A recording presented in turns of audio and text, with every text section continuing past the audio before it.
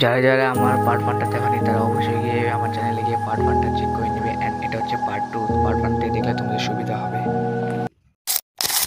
তো এই দোকানে রয়েছে chicken pakora, chicken lollipop, biryani, chowmein, pasta, momo আর মোগলাইও হয়তো পাওয়া যায়। তো মানে পাওয়া যাবেই বললে অবশ্যই বানিয়ে দিবে। তো এটা হচ্ছে আমাদের মোমো।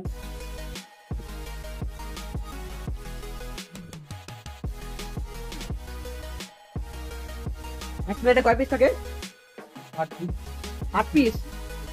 আচ্ছা, ভেজ মোমোতে এক প্লেটে 8 পিস থাকে।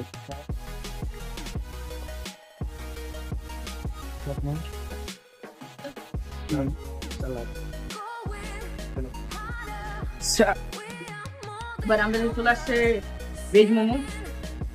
এক প্লেটে থাকে 8 পিস করে। আমরা ভেজ মোমো একবার রিভিউ দিয়ে দিচ্ছি কিরকম টেস্ট। চিকেন মোমো তো আগে খেয়ে নিয়েছি, ভেজ মোমোটা একটু গরম আছে।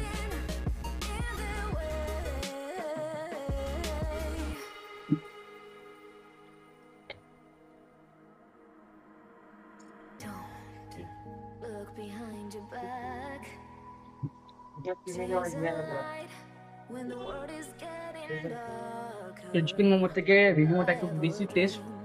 যারা ভেজিটেরিয়ান তাদের তো খুবই ভালো, কারণ তারা ভেজই খাবে। আর এদিকে এক একটা পিসের আমি সাইজ দেখে দিচ্ছি। সস দিয়ে খেয়ে নিচ্ছি একবার।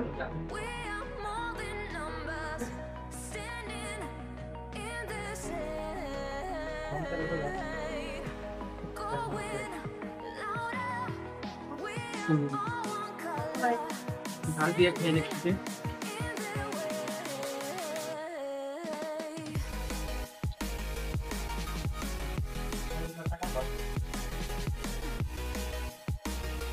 খুবই টেস্টি, একদম খুবই ইয়ামি হয়েছে।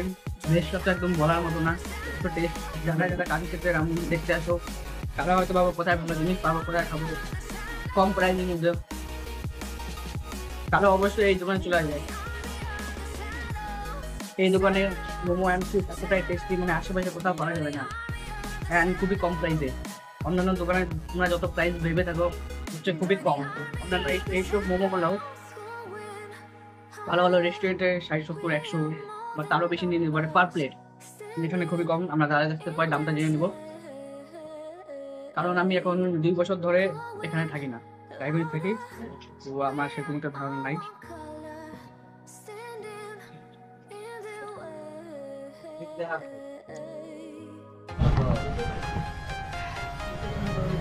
তো এখন আমাদের খাওয়াটা সবকিছু কমপ্লিট হয়ে গেছে, অ্যান্ড আমরা তোমাদের মেনুটা দেখিয়ে দিচ্ছি।